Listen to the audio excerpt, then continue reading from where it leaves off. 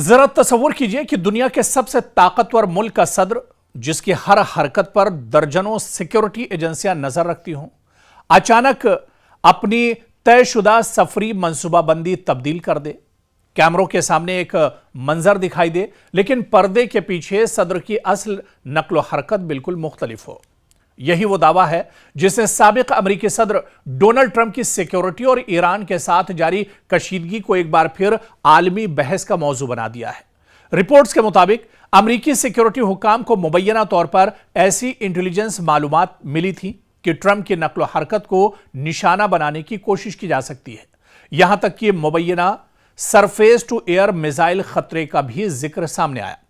ताहम इस दावे की आजादाना तस्दीक जरूरी है और इसे फिलहाल एक रिपोर्ट शुदा इंटेलिजेंस खदशे के तौर पर ही देखना चाहिए। लेकिन अमेरिकी सदर की बैरून मुल्क मौजूदगी में उनकी असल लोकेशन इंतहाई खुफिया रखी जाती है।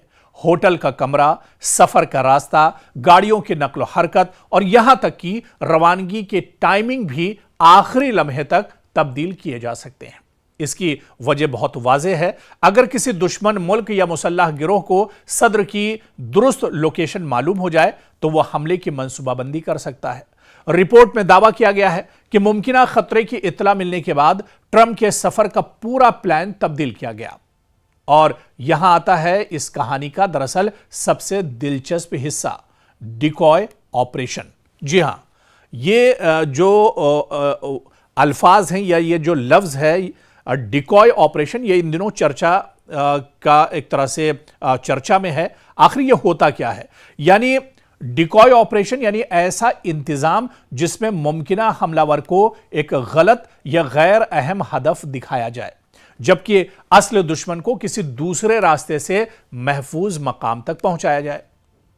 दरअसल रिपोर्ट के मुताबिक कैमरों के सामने ट्रंप को पुराने एयरफोर्स वन में सवार होते हुए दिखाया गया, जिससे बज़ाहिर यही महसूस हुआ कि सदर डोनाल्ड ट्रंप इसी एयरफोर्स वन तैयारे में रवाना हो रहे हैं। लेकिन दावा यह है कि पर्दे के पीछे सिक्योरिटी टीम ने एक मुख्तलिफ मंसूबा तैयार किया था। कुछ रिपोर्ट्स में कहा गया कि ट्रंप को एक कैटरिंग व्हीकल के जरिए दूसरे फौजी तैयारे तक पहुंचाया गया ताकि उनकी असल लोकेशन खुफिया रहे। कुछ वीडियो फुटेज में भी कैटरिंग ट्रक को एयरफोर्स वन के करीब देखा गया है। लेकिन अहम बात यह है कि फुटेज में ट्रंप को इस गाड़ी में दाखिल होते या बाहर निकलते हुए वाज़े तौर पर नहीं देखा गया। इसलिए इस दावे को फिलहाल हतमी साबित शुदा तहकीक नहीं कहा जा सकता। और यह सवाल सबसे अहम है कि अगर वाकई अमेरिकी इंटेलिजेंस को यह इत्तला मिली थी कि ट्रंप के तैयारे को मिसाइल से निशाना बनाया जा सकता है, तो यह मामूली सिक्योरिटी अलर्ट नहीं होगा।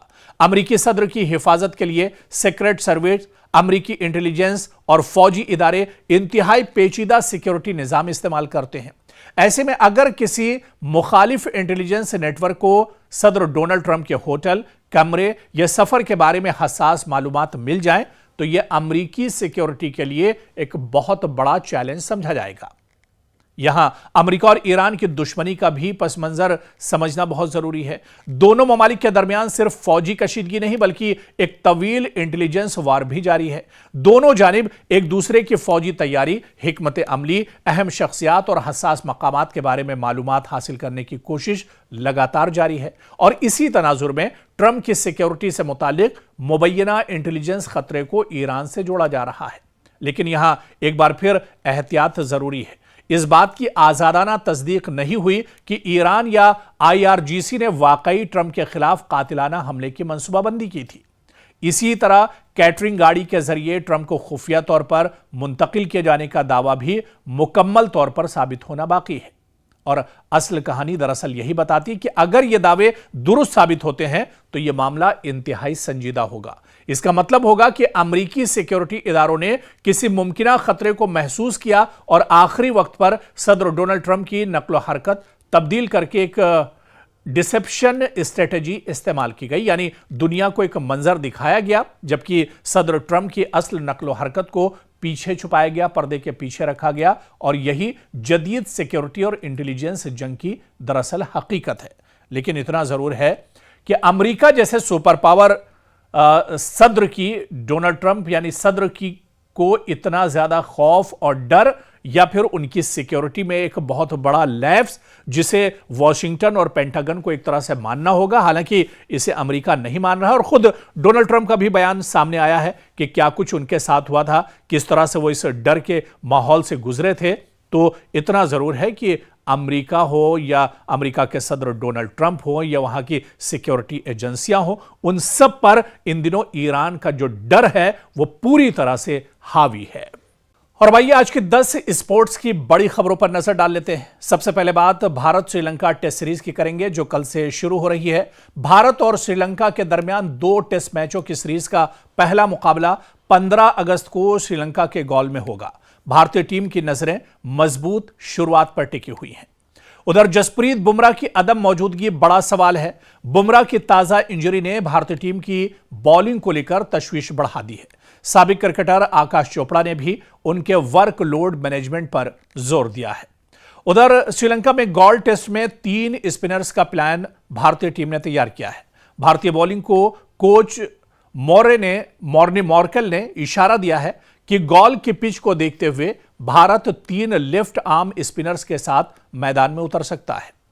इस बीच सरफराज खान को लेकर भी बड़ी खबर है। सरफराज खान के मुस्तकबिल पर सवाल उठ रहे हैं। रविचंद्रन अश्विन ने टीम मैनेजमेंट से सरफराज खान के मुस्तकबिल के बारे में वजाहत करने की अपील की है, जबकि श्रीलंका के खिलाफ पहले टेस्ट में उनकी जगह बनना मुश्किल दिखाई दे रही है। उधर रोहित शर्मा के मुस्तकबिल पर भी बहस छिड़ी हुई है। मैथ्यू हेडन ने रोहित शर्मा के साल 2027 वनडे वर्ल्ड कप तक खेलने के मामले पर कहा है कि आखिरकार फैसला खुद रोहित शर्मा को करना होगा, जबकि अश्विन ने रोहित के मुस्तकबिल में कोचिंग रोल की भी पेशगोई की है। आगे बढ़ते हैं, बात ऑस्ट्रेलिया बांग्लादेश मैच की करते हैं। जी हां, ऑस्ट्रेलिया के खिलाफ बांग्लादेश बहुत मजबूत पोजीशन में है। डार्विन टेस्ट के दूसरे दिन बांग्लादेश ने ऑस्ट्रेलिया को शदीद दबाव में डाल दिया है। बांग्लादेश ने 6 विकेट के नुकसान पर 351 रन बनाकर 153 रनों की बर्तरी हासिल कर ली है, जबकि तंजीद हसन ने बांग्लादेश की तरफ से शानदार सेंचुरी स्कोर की है। तो डार्विन टेस्ट में बांग्लादेश पूरी मजबूती के साथ मेजबान टीम के सामने इस वक्त जमी हुई है और डटी हुई है। तो वहीं बांग्लादेश के तंजीद हसन की तारीखी सेंचुरी भी इन दिनों चर्चा में है।